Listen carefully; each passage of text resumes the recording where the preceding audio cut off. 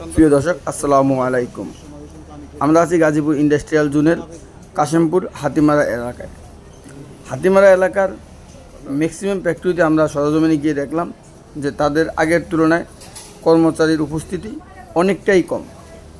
তার কারণ হিসেবে তাদেরকে জিজ্ঞাসা করলে তারা বলেন যে অতিরিক্ত গরমের কারণে ফ্যাক্টরিতে কর্মপরিবেশ অনেকটাই গরম, এজন্য তারা কর্মে উপস্থিত হতে পারেন না এবং কিছু ওয়ার্কারদেরকে অতিরিক্ত গরমের কারণে ছুটি দিতে হয়।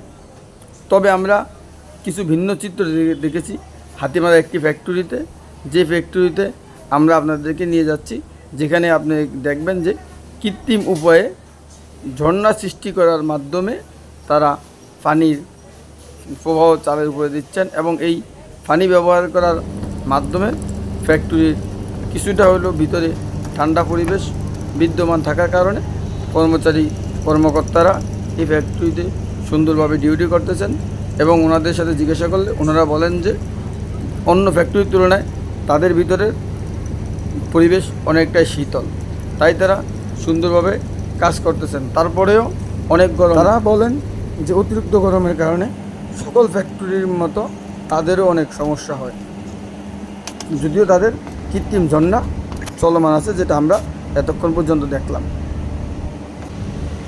তাদের কর্মকর্তাদের সাথে কথা বললে তারা বলেন যে যতদিন পর্যন্ত এই তীব্র গরম অনুভূত হবে ততদিন পর্যন্ত তারা তাদের ফ্যাক্টরিতে এই কৃত্রিম ঝর্ণার ব্যবস্থা চালু রেখে ফ্লোরকে ঠান্ডা রাখার চেষ্টা করবে এবং কর্মকর্তাদেরকেও আশ্বস্ত করেন যে যতদিন পর্যন্ত এই গরম বিদ্যমান থাকবে তারা চালের উপরে এই কৃত্রিম ঝর্ণা সৃষ্টি করে পানির প্রবাহ দিয়ে ফ্লোরকে ঠান্ডা রাখার জন্য সর্বাত্মক চেষ্টা করে যাবে।